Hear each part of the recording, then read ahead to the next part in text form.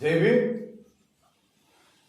ఈరోజు మీడియా ముందుకు ముఖ్యంగా నేను రావడానికి కారణం ఏంటంటే నిన్నటి రోజున ప్రసన్న వెంకటేశ్వర స్వామి ఆలయానికి సంబంధించిన అర్చకులకు సంబంధించిన విషయాన్ని నేను మీడియాలో చూసినా, క్షుణ్ణంగా ఆ పూజారులతో మాట్లాడినా, ఆ అర్చకులతో మాట్లాడినా, క్షుణ్ణంగా విషయాన్ని అయితే నేను అనుకున్నా.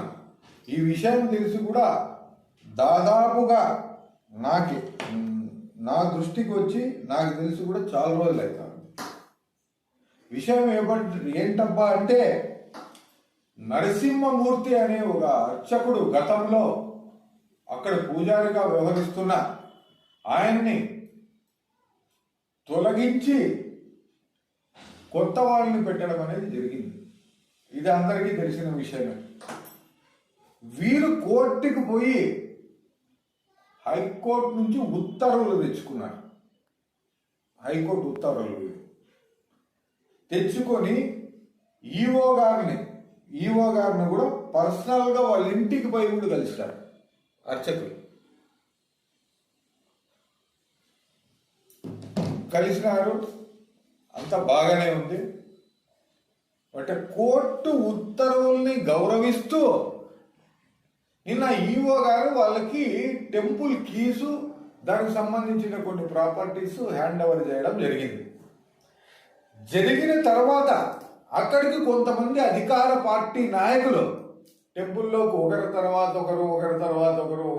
ఒకరు రావడం అనేది జరిగి, వచ్చిన తర్వాత హైకోర్టు నుంచి ఉత్తర్వులు తెచ్చిన ఆ అర్చకుల్ని భయభ్రాంతులకు గురి చేసి, వాళ్ళని అనేకమైన ఇబ్బందులకి గురి చేసి, దుర్భాషలు ఆడుతూ, ప్రతి వీడియో ఉంది, వాళ్ళు ఏం మాట్లాడినారని క్షుణ్ణంగా నా దగ్గర వీడియోస్తో సహా ఉన్నాయి.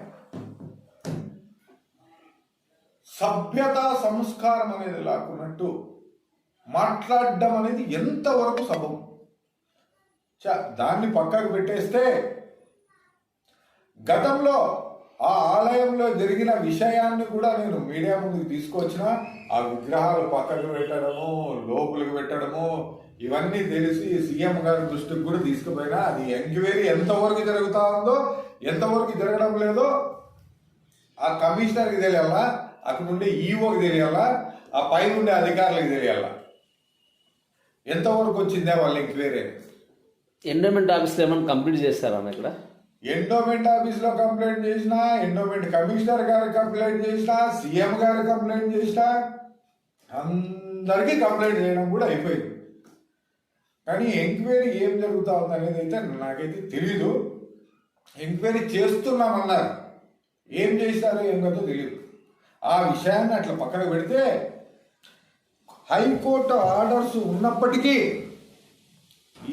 ఇప్పుడున్న అర్చకుల్ని, ఈ నరసింహమూర్తి వీళ్ళని భయభ్రాంతులకు గురి చేయడం అనేది కరెక్ట్ కాదు.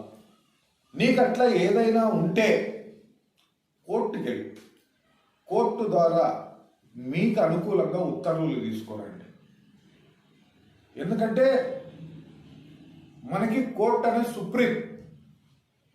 ఆ కోర్టు ఆర్డర్స్ని మనం ధిక్కరిస్తే ఎలా ఉంటుంది అనేది ఒకసారి ఆలోచన చేయండి మీరు. ఎందుకబ్బా అంటే, సామాన్యునికి న్యాయం జరిగినప్పుడు కోర్టును ఆశ్రయిస్తాడు. అలాంటి కోర్టు ఉత్తర్వులే మీరు ధిక్కరిస్తున్నారంటే, ఈఓ గారికి కూడా చెప్తున్నా, కమిషనర్ గారికి కూడా చెప్తున్నా, వీళ్ళని బలవంతంగా మీరు సంతకాలు పెట్టించుకున్నారనే విషయం కూడా నాకు తెలుసు. అక్కడ కొంతమంది, ఒక నాయకుడు ఇంకా చైర్మన్ పోస్టులు కూడా ఇవ్వలేదు, ఆయనే చైర్మన్ అని చెప్పుకొని తిరుగుతా ఉన్నాడు. కాబోయే చైర్మన్ అంట. అరే అదేదో కాబోయే ఎమ్మెల్యే, కాబోయే సీఎం అన్నట్లు.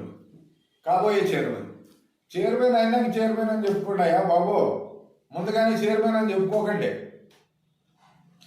ఇంకా చైర్మన్ కాకముందే విగ్రహాలను అల్లాడిస్తారు. ఇంక చైర్మన్ అయితే గుండె అల్లాడిస్తారో ఎట్లా మీరు? ఆ విషయాన్ని పక్కకు పెడితే, ముఖ్యంగా హైకోర్టు ఉత్తర్వుల్ని తుంగలో తొక్కోకున్నట్టు వాళ్ళకి ఇవ్వండి. ఇతరులకు ఏదైనా హైకోర్టు కానీ సుప్రీంకోర్టు కానీ మీకు ఆర్డర్స్ ఇస్తే ఆ ఆర్డర్స్ని అధికారులకి సబ్మిట్ చేసి మీరు ఆ పదవిలో ఉండండి. అంతేగాని చాతకాని బ్రాహ్మణుల జోలికి ఈ విధంగా రావడం అనేది సభ్యత కాదు. దీన్ని తీవ్రంగా బహుజన సమాజ్ పార్టీ ఖండిస్తుంది. ఈరోజు ఆ అర్చకుడు భార్యనో వాళ్ళ బంధువో తెలియదు, కానీ నాకు ఒక మహిళ నిన్న మాట్లాడుతూ మీరు ఈ విధంగా చేస్తే మేము ఆత్మహత్య చేసుకున్నారని చెప్పేసి మాట్లాడింది. అంటే మీ అధికార దాహం ఎక్కడికి దిగజారింది అనేది ఒక్కసారి ఆలోచన చేసుకోండి. అంటే అధికారం ఉంటే ఎంతకైనా తెగిస్తారా? అంటే కోర్టు ఉత్తర్వులను కూడా తుమ్ములోకి తొక్కుతారా? ఏమయ్యా మనం సమాజంలో ఉన్నామా, ప్రజల్లో ఉన్నామా, అడవుల్లో బతుకుతా ఉన్నామా? సభ్య సమాజంలో ఉన్నామా, లేకుంటే అడవుల్లో జంతువుల మాదిరి బతుకుతా ఉన్నామా? ఒక్కసారి గమనించండి దయచేసి ప్రజలారా. మీకు పదే పదే చెప్తున్నా, ఇలాంటివి ప్రజలు ఎదురు తిరగకపోతే కొనసాగుతూనే ఉంటాయి. మీరు ఎదురు తిరిగినప్పుడే శాశ్వత పరిష్కారం అనేది దీనికి దొరుకుతుంది. ఇంకోటి, ఈ విషయాలన్నీ ఎమ్మెల్యే గారు తెలుసో తెలీదో నాకు తెలియదు. ఎమ్మెల్యే గారు కోర్టు ఉత్తర్వులు ఉన్నాయి. ఒక్కసారి మీ హయాంలో టెంపుల్కి గుళ్ళకు సంబంధించి ఇంతకుముందు ఎప్పుడు ఇలాంటి రచ్చ జరగలే. మీ హయాంలో జరుగుతూ ఉంది. మీరే దీన్ని గమనించి మీరు దీనిపైన వెంటనే చర్య తీసుకుంటే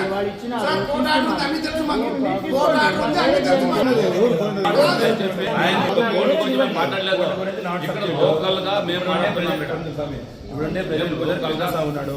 ఆయన కీస్ హ్యాండ్ చేసి మీరు బయటికి పోండి. ఎమ్మెల్యే గారు వచ్చినాక డిసిజన్ చేసి మేము మాట్లాడి కీస్ వాళ్ళకి ఇచ్చి మీరు బయటికి పోండి. ఈవో ఏం చేసుకుంటాడు? ఈవో మీరు మా ఎమ్మెల్యేగా గౌరవ మీకు మీకే మట్ట గౌరవ మీరు చెప్పండి. మా ఎమ్మెల్యే ఏమన్నాడు మీకు? మా ఎమ్మెల్యే ఏమన్నాడు మీకు? ఎమ్మెల్యే గారు గౌరవ మీకు మీకెందుకు గౌరవ మీరు ఏమన్నా?